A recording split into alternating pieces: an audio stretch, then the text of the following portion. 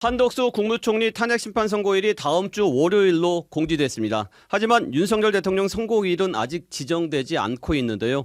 너무 늦다는 비판도 함께 나오고 있습니다. 권영철 대기자와 한번 짚어보겠습니다. 어서 오세요, 권 대기자. 안녕하십니까? 네, 선입 선출 원칙대로라면 윤석열 대통령에 대한 그 탄핵 선고를 먼저 해야 하는 것 아닌가요? 그런데 왜 한덕수 총리에 대한 탄핵 선고를 먼저 하죠?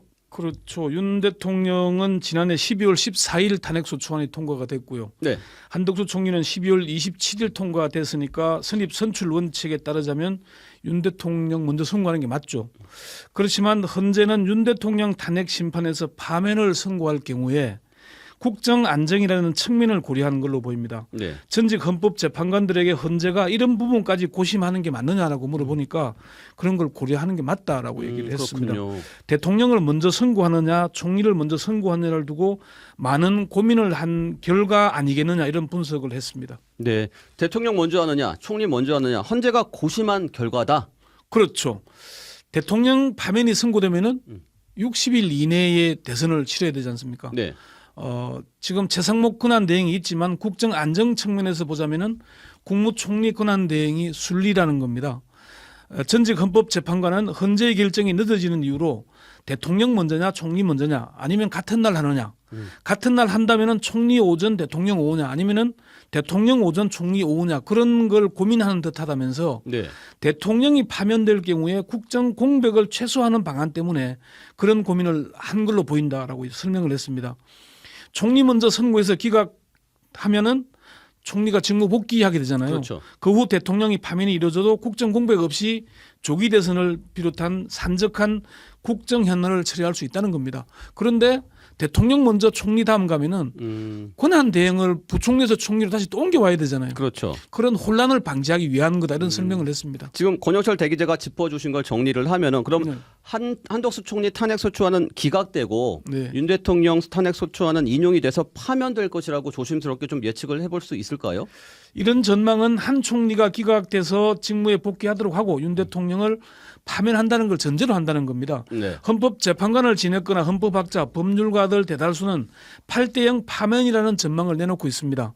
서울대 한인섭 교수는 12.3 내란 계엄은 증거면에서는 계엄 발동, 포고령, 국회 침탈, 선관위 침탈 그 의도가 명확하게 공시되다시피 했다 이렇게 밝혔거든요. 네. 여당을 중심으로 각하니 기각이니 하는 설이 나오지만 그건 희망 스킨 추론일 뿐이라는 거죠. 법률가가 윤 대통령 탄핵 소추안을 두고 기각하는 결정문을 쓰기는 불가능할 거라는 게 중론입니다. 특히 각하를 주장하는 국민의힘 법률가 출신 국회의원이 여럿인데 내용적으로 기각이라고 하기 어려우니까 절차적 문제가 있으니까 각하라고 주장한다는 겁니다. 또 파면 이후에 불복하기 위해 밑자락을 깔고 있는 것 아니냐는 그런 분석도 있습니다. 네. 다음 주 월요일 한덕수 총리에 대한 탄핵 소추안 선고가 있는데 만약 기각된다면 이건 네. 뭐 탄핵 사유가 안 된다고 재판관들이 보는 걸까요? 탄핵 사유로 충분하다는 의견이 적지 않습니다. 그렇지만 이진숙 방통위원장 탄핵안이 8인의 재판관 중 6인을 확보하지 못해서 기각된 거잖아요. 네. 한 총리도 비슷하지 않을까 하는 전망입니다. 헌재가 기각 결정을 하더라도 8대0 전원일치 기각은 아닐 걸로 관측된다는 겁니다. 헌재의 결정문을 살펴봐야 하겠지만 잘못이 없어서 기각되는 게 아니라 국정 안정과 조기 대선을 안정되게 치르기 위한 판단일 거라는 그런 전망도 있는 겁니다. 이 한 총리의 탄핵 사유 중 헌법재판관 임명 거부는 헌재의 윤 대통령 탄핵 심리를 못하도록 하는 심각한 사안입니다. 그렇죠. 헌법재판관 3명을 끝까지 임명하지 않는다면 6명으로서 심리를 할 수 없어서 헌재가 무력화되기 때문에 이건 심각하다는 거죠. 네, 그렇군요. 네. 여기서 온 국민이 궁금해하는 것 여쭤보겠습니다. 윤 대통령 탄핵 심판 선고는 언제쯤 하는 겁니까? 3월 초부터 이 질문 참 많이 받았잖아요. 네. 그래서 14일설, 21일설이 드디어 28일설로 가는 것 같습니다. 네. 다음 주 금요일 3월 28일에는 선고할 걸로 예상합니다. 24일 한 총리 선고하고 25일 이어서 선고하려면 오늘쯤 공지가 되어야 되잖아요. 그렇죠. 근데 지금 뭐 일정이 끝나가는데 공지 안 됐죠. 현재까지 안 됐습니다. 그러면은 24일 공지하고 25일 선고하는 게 불가능한 건 아니지만 좀 어렵고요. 26일은 민주당 이재명 대표의 선거법 항소심 선고일인데 이건 지금 탄핵과 상관없잖아요. 네. 그런데 고3 수험생들의 모의고사가 치러집니다. 그 헌재 주변 학교들 임시 휴업을 하기로 했는데 일부러 그날을 택할 가능성이 좀 높지 않지 않겠냐. 네. 혼란이 있을 테니까 그런 전망이 있고요.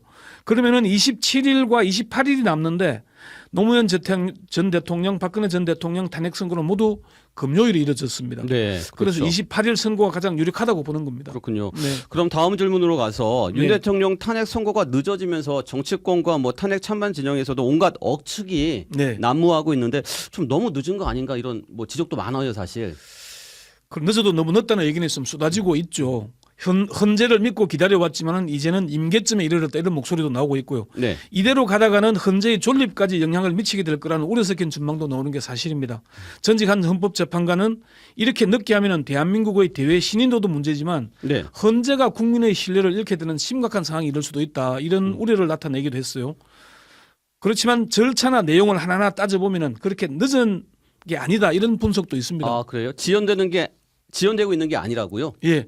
판사 출신인 서울시립대 차승환 교수는 박근혜 전 대통령의 경우에 탄핵 소추 91일 만에 파면됐는데 윤 대통령의 경우 다음 주에 하게 되면은 26일 하면은 103일째, 네. 28일 하면은 105일째 선고가 이루어지는데 느린 게 아니다. 왜 그러냐면은 윤 대통령 탄핵 전에 이미 방통위원장, 감사원장 등등 뭐 굵직한 사건들이 병행 심리됐잖아요. 맞아요. 그때는 박 대통령 혼자만 했거든요. 네. 그리고 헌법재판관이나 재판연구관도 사람이고 과로사할 정도로 지금 최선을 다하고 있는데 그런 것도 감안할 필요가 있다. 그리고 서부지법 폭동 같은 경험도 신속한 심리와 함께 충실한 심리의 요청이 있기 때문 아니겠냐 이런 설명을 했습니다. 네. 오늘은 여기까지 듣겠습니다. 권영철 대기자 수고하셨습니다. 네. 지금까지 CBS 박지환의 뉴스톡이었습니다. 노컷으로 보는 뉴스의 새로운 기준. 지금 알림과 구독 설정하시고 함께하세요.